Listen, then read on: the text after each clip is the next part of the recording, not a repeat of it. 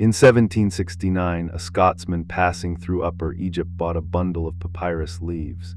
He was on his way somewhere else entirely. The bundle turned out to be a Christian book. Jesus speaks in it. His disciples ask questions and he answers them patiently at length. Then partway through one of those answers, the writing stops. A drawing takes the whole page, a square set inside a circle. Letters ringed around the rim that do not spell any word. That drawing is not an illustration. It is not decoration either. Nobody put it on the page to be admired. Hold on to that page.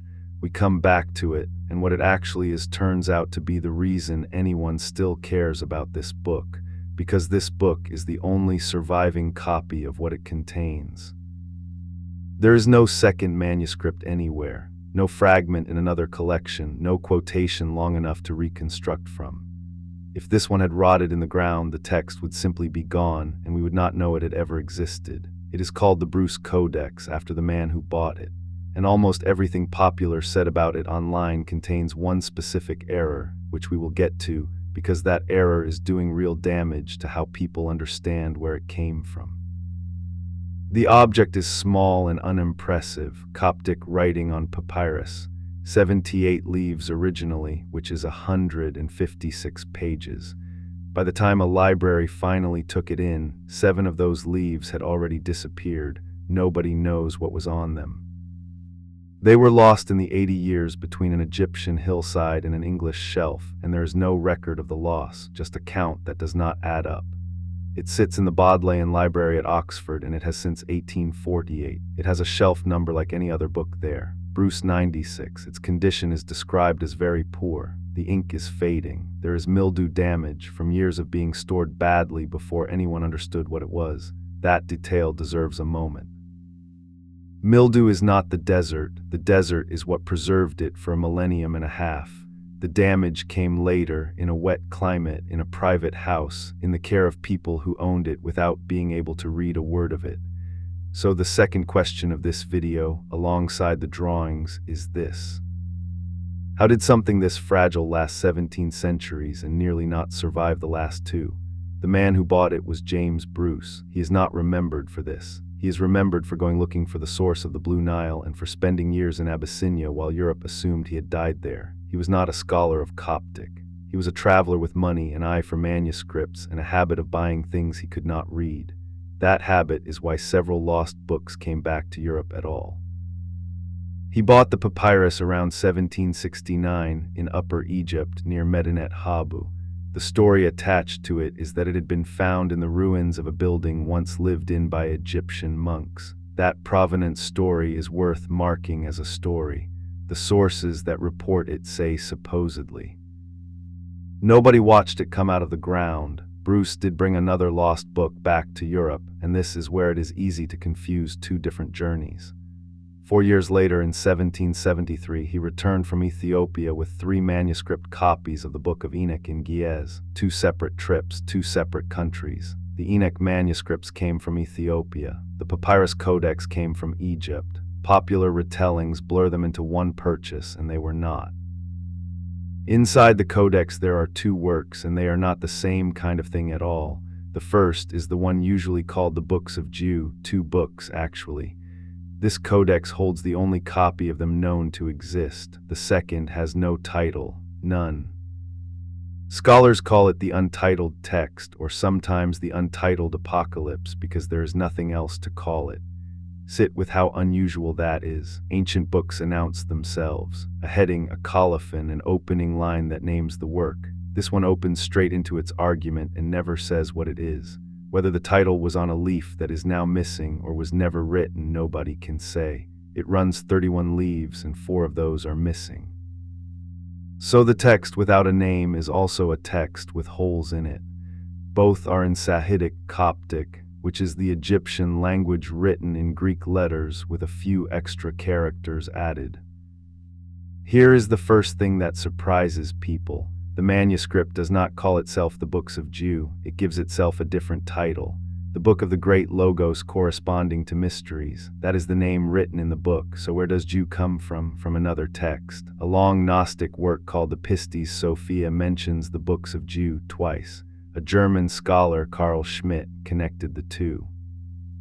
He argued that the untitled work in this codex was what the Pistis Sophia had been pointing at, and the name stuck. That is worth holding carefully. Books of Jeu is a label applied by a scholar from an outside reference. It is useful. It is not the book's own name for itself, and the identification is an argument, not a fact. The manuscript never claims to be the work the Pistis Sophia mentions. Schmidt made the case that it was. The case is strong enough that the name is now standard, and you should still know it is a case, which leaves the obvious question hanging. Who is Jeu? Everything that follows is what the text describes. It is not history, and I am not going to present it as history. In the text, the Father projects a first emanation, and that first emanation is Jeu. Out of him come 28 further emanations. Jeu is given charge of a place the text calls a treasury of light. The word treasury matters. It is a store with contents and with a keeper. Jesus, in this text, is the one explaining the arrangement to the disciples. And the disciples here include women named and speaking, not only the male apostles. What he is explaining is not a moral lesson. It is a layout, which regions exist, who holds each one, and what is required to pass through. The tone is closer to a briefing than a sermon. There is very little of what you would recognize as ethical teaching. No parables. What there is instead is sequence and a great deal of precision about order. This comes before that. This name belongs to that place and not the one above it. The disciples' questions carry the same flavor. They ask for specifics. They ask what comes next and what happens if a stage is skipped. They are taking notes, not being consoled. Now back to the drawings, because they are the whole strangeness of this book. The texts are full of diagrams, concentric circles, squares set inside circles, shapes with names written into their compartments, and there are long runs of letters that are not words in any language, strings of vowels repeated and stacked. To read the page aloud, you would be making sounds, not sentences. Numbers appear the same way, not counting anything, not measuring anything. Sitting in the text as items to be produced, the way you would produce a figure from memory when asked for it. Picture the physical labor of it, too. Every one of these seals had to be copied by hand correctly by a scribe who believed that getting the shape wrong mattered. Not artistically wrong, functionally wrong. Early scholars were not kind about it. Mr. James dismissed the whole thing, calling it mystic diagrams and numbers and meaningless collections of letters. He said appreciating why anyone revered this would take a vast deal of historical imagination. He meant that as an insult. He was, in a way, describing the actual task, because the letters are not a cipher hiding a message. That is the assumption people arrive with, and it sends them the wrong way. Here is what the diagrams are according to the text itself. The text prescribes 3 baptisms, then it describes the soul rising, passing out through the celestial spheres one after another. At each stage something has to be produced, a name, a number, a seal. The text supplies them in order for each passage. Read that again slowly because it is the whole thing. The spheres are not obstacles you argue past or earn your way through by being good. They are checkpoints. Each one has a keeper. Each keeper expects a specific token, and the token is written down in this book. That is what the drawings are. They are credentials. The strings of letters are the names to be spoken. The diagrams are the seals to be shown, which changes what kind of book this is. It is not a book about beliefs. It is a set of instructions for an operation with the passwords printed in it. Scholars have suggested it functioned as a Gnostic ritual or prayer book, hymns of praise included. Read that way, the drawings stop being an eccentricity. They are the point. It also explains why the book is shaped so strangely. A book of doctrine can be summarized. You can paraphrase a belief and lose nothing. You cannot paraphrase a password. Either the exact letters are on the page or the page is useless, and that is why the copies had to be copies rather than retellings, and it reframes the fear underneath the whole subject. Whoever used this book was afraid of dying badly, not of punishment exactly, of being stopped somewhere along the way at a gate without the right thing to say. That is the answer to the page we started with. The square inside the circle was never meant to be looked at. It was meant to be presented. Once you see the structure, the resemblance to something else becomes hard to miss. Egypt in the same centuries produced a large body of magical papyri, recipes, formulas, sequences of divine names, and strings of vowels used as sound rather than speech. The similarity has been noticed and discussed for a long time. I am flagging it as a comparison, not as a claim about influence in either direction. What it does show is that the line we draw between religion and magic is ours. Whoever wrote this saw no reason to keep the two apart. The same page prays and instructs. The same voice praises the Father and then tells you the syllables for the third gate. To the writer, those were not two activities that needed reconciling. The book prays and it operates in the same breath. Prays then the name to say at the second gate. The second work in the Codex is a different problem entirely. Where the books of Jeu give procedure, the untitled text is closer to cosmology. It works on the shape of the divine, the layers of being, how the many comes out of the one. It is dense, it is abstract. And with 4 of its 31 leaves gone, the argument breaks off and restarts across the gaps. The one person who took it fully seriously was Charlotte Baines.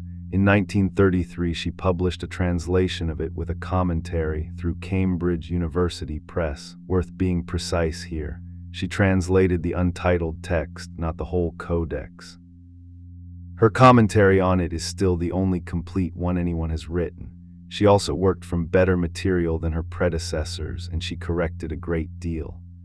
The earlier transcript of the Codex was full of errors, and the original leaves had been bound badly. Some of them upside down, some of them backwards. Somebody had taken a pile of loose papyrus in an unfamiliar script and sewn it into a book in whatever order the pile happened to be in.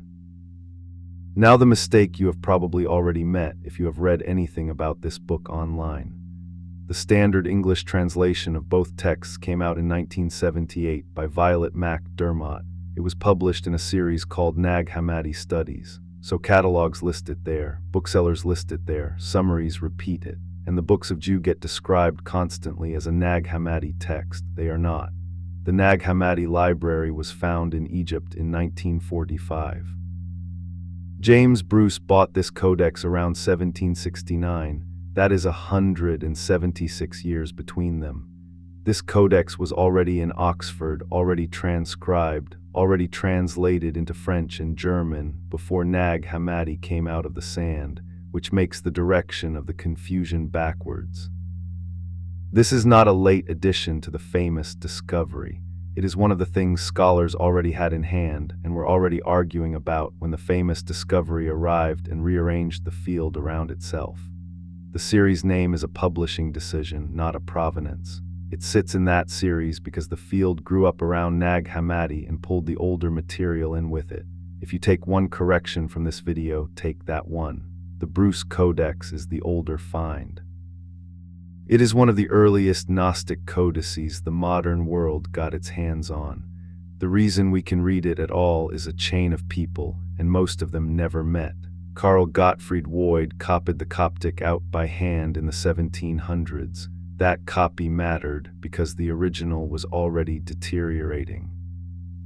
In 1848, the Bodleian took in both the original Codex and Woid's transcript together. Emile Amelino published a French translation in 1891. Carl Schmidt followed with a critical German edition in 1892. Baines brought the untitled text into English in 1933 with photographs of the pages. MacDermott translated both works in 1978, republishing Schmidt's Coptic text alongside. 5 people across 2 centuries standing on each other's work. That is the whole apparatus keeping a single fragile object legible, not one discovery.